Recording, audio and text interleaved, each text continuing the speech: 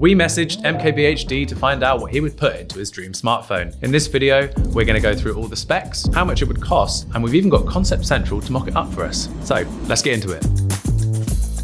Okay, so for context, Marquez answered the email and we consulted all of the experts here at Nothing to work out what it would cost to make his dream phone. We're going to reveal the final figure at the end of the video, but I don't actually know what any of the figures are, so I'm going to be learning about them as you do. Isn't that a fun little quirk to the video? So to start things off, we're going to talk about BOM. And if you watched our recent video with Tim, our CFO, you'll know that that stands for Bill of Materials, basically the individual cost of each component in a smartphone. We're going to cover everything. We're going to start out cheap, we're going to get more expensive throughout the video, but strap in because things are going to get expensive real quick. So firstly, Marquez is going to need a big old battery and he's requested a 5800 milliamp hour cell with fast and wireless charging. Other products that have this are the ROG Phone 9, which boasts up to 22 hours of video streaming. That's a long old session of watching video, isn't it? Yeah, boy. So a pretty beefy boy, but I think we can go a bit better and round it up to 6000 milliamp hours. And apparently this is going to cost $13 per battery. And actually, I think that's probably slightly more than I was expecting right off the rip. And for context, Phone 2's battery cost about $6. So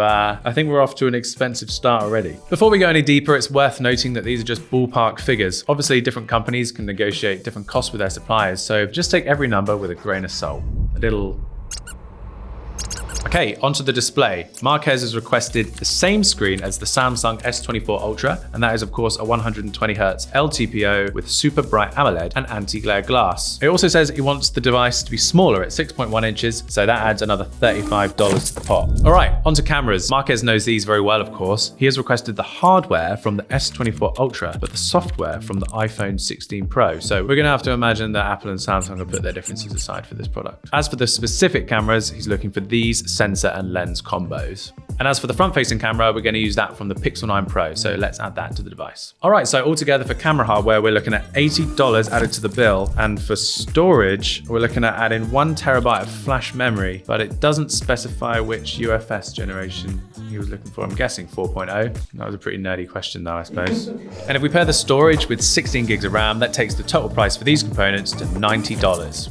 And finally, we need a chipset, and for this, Marquez has requested the Snapdragon 8 Elite. This is typically found in gaming smartphones, so we can expect this to add quite a lot to the final price. Without revealing our exact supplier costs, a flagship processor typically goes somewhere in the realm of $190. So let's add that on. I can't help but notice he's not requested any components from a Nothing product here. I just assume he's waiting for phone 3. Anyway, there's a whole bunch of extra stuff we've not added on yet, including electronic components, packaging, design materials, stickers in the box.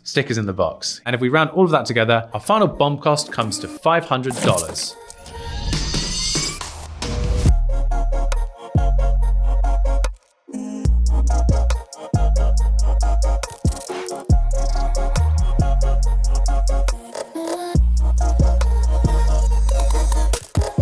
And I know what you're thinking at this point in the video, $500 for such a top tier phone? Well, we're not finished yet, so sit back down and we're gonna cover some of the hidden costs that go into smartphones, because you know, we're in the industry, we can reveal some of this stuff, so let's keep going. As you can imagine, all of those components we've just listed aren't gonna magically work together. For example, every phone has a motherboard that's made bespoke for its form factor and components inside. It's not like a gaming PC where there's loads of space and everything just fits together in a modular fashion. That would be way too easy, and there wouldn't be any point in this section of the video. No, instead, smartphone companies need to go through a whole bunch of research and development, otherwise known as R&D, so let's get into that. The R&D process can apparently be quite costly, with all manner of things including staff salaries, software licenses, manufacturing, engineering and certifications. These all add up. If we were to base this estimate on a recent Nothing smartphone, a typical R&D process can cost somewhere in the realm of 20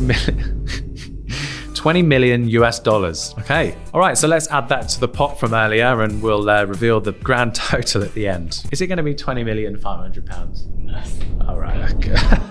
Okay, so at this point, we took all of our research upstairs to the big man. Now, I went into this meeting thinking, yeah, it was gonna be cool. He was gonna say, lovely research, bro. But because he talks like that all the time. But sadly not. He had a number of things that we had missed off, and yeah, we need to cover those too. For example, Marquez didn't specify which operating system he wanted to use. He just said that he wanted to use the camera tuning from the iPhone 16 Pro. If he wanted to build his own operating system, he would need a team of 150 or more software engineers. Plus, you need to consider things like software support, major Android updates over each year. This is all going to add up and absolutely eat into your profits. He also mentioned that if you're a new company, factories won't trust you yet, so you're going to have to pay up front for manufacturing. shipping. This is going to cause some cash flow problems. If you're an established brand, you can get away with paying up to 3 months later, and obviously that's going to be easy because you can sell phones in that time. Not to mention, premium factories won't even touch you because it's too high risk for them. And if this is your first piece of work with one of these factories, it's going to cost you a premium of up to 15% more just because you haven't got an established relationship with them. On the topic of cash, you need to consider how much you can sell each device for as well. And Marquez has requested a 6.1-inch phone, a bit smaller than typical, and would have to charge more for this because smaller smartphones are just not as popular as big ones, despite what you lot keep saying in our comment section.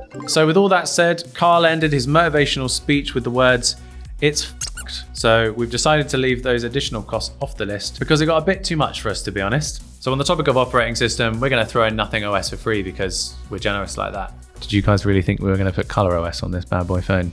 I don't think so, mate. Okay, so now that we have all of the numbers and Carl has finished his motivational speech, final figure to develop one of Marquez's dream smartphone is $23,535,500.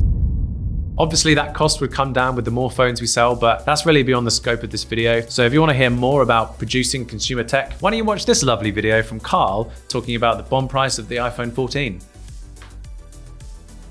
I'm gonna put it on the other side.